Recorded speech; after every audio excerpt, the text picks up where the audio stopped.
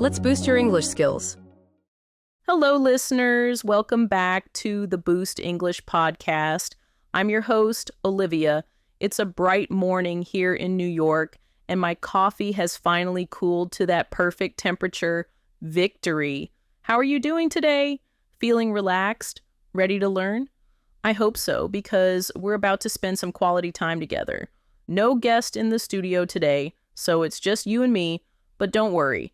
I've packed this episode with stories, science, and a little humor. Remember, the goal is simple. You listen, you learn, and you laugh.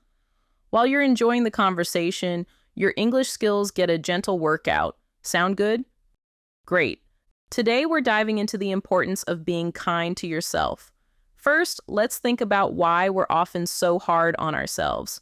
Many of us grew up hearing phrases like no pain, no gain, or tough love builds character. Over time, we copied those voices and started using them on ourselves. Then there's comparison.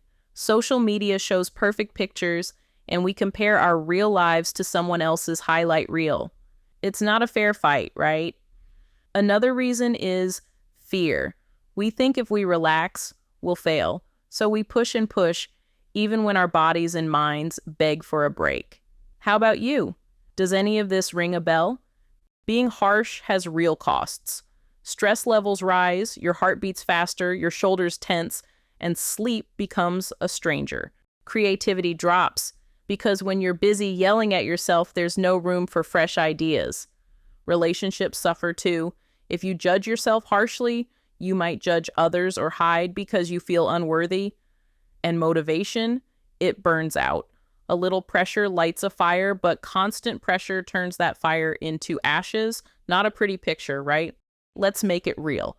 Imagine you're studying English vocabulary and you forget a word you practiced yesterday. If your inner voice shouts, "You'll never learn," your brain shifts into fight or flight mode. Blood moves away from the part that stores language, making recall even harder. But if you say, "It happens, I'll review and try again," you stay calm and the memory sticks.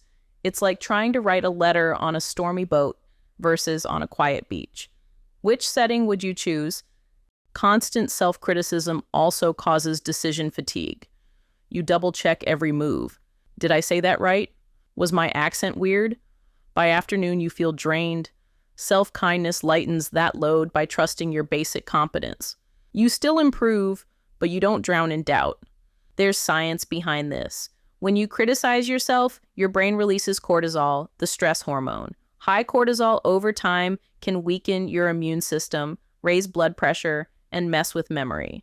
On the flip side, self-compassion activates your calming system, lowering cortisol and releasing oxytocin, the feel-good hormone. It's like a warm hug from inside your own brain. So what does being kind to yourself actually look like? It doesn't mean ignoring mistakes or skipping responsibilities. It means treating yourself the way you'd treat a good friend. If your friend said, "I messed up," you wouldn't shout, "You're useless." You'd probably say, "It's okay, learn and move on." Self-kindness is that same friendly voice, but inside your own head.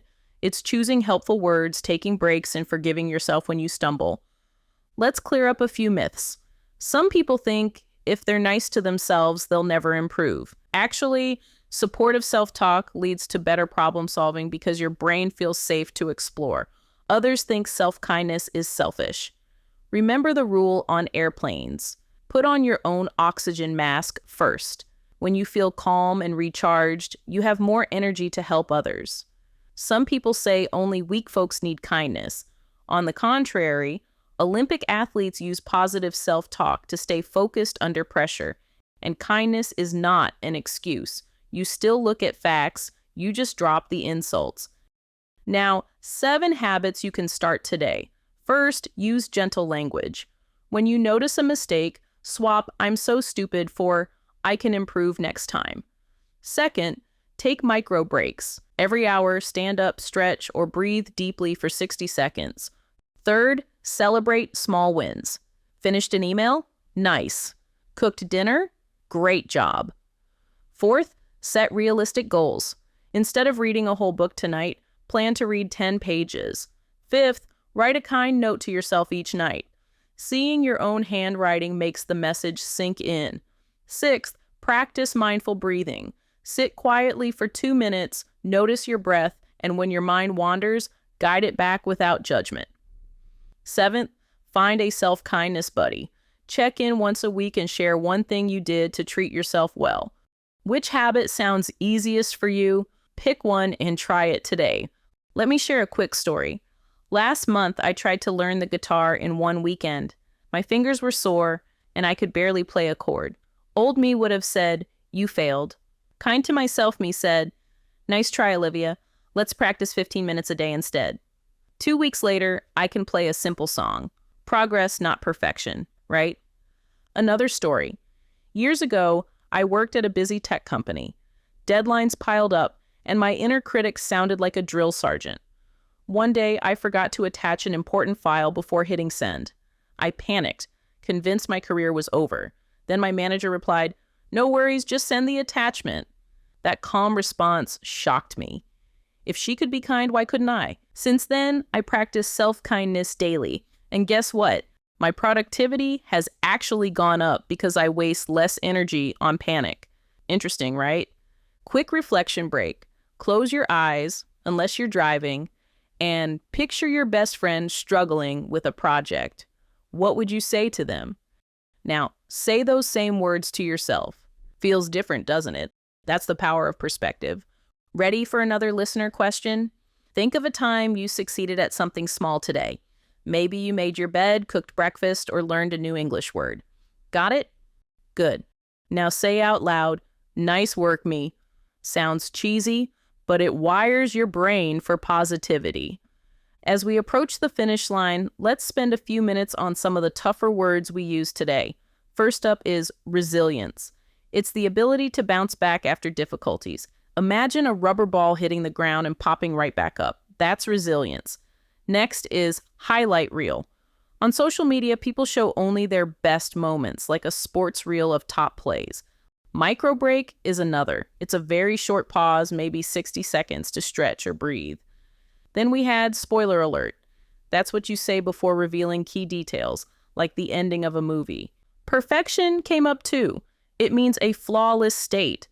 But remember, progress is more important than perfection. Let's keep going.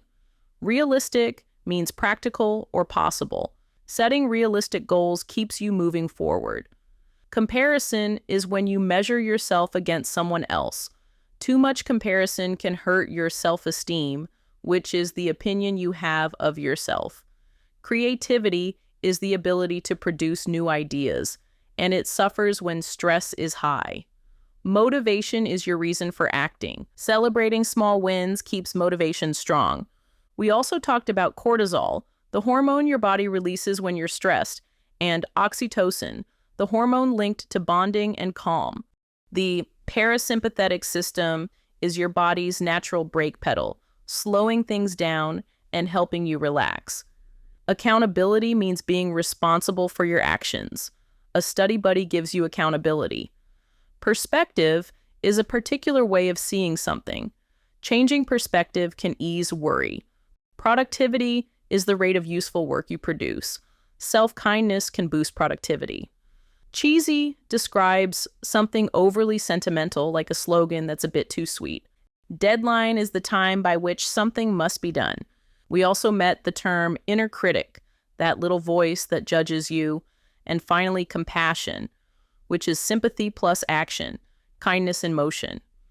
Take a moment to repeat any of those words that felt new to you. Try using them in a sentence later today. The more you use a word, the faster it sticks. All right, listeners, that's all for today's episode of the Boost English podcast. Remember, being kind to yourself is not a luxury, it's a necessity. Choose one habit, practice it, and watch your life and your English get better. If you enjoyed this show, please subscribe, leave a comment, and share it with a friend. I'll be back next week with a fresh topic and, who knows, maybe a guest. Until then, keep learning, keep smiling, and keep being kind. Bye for now.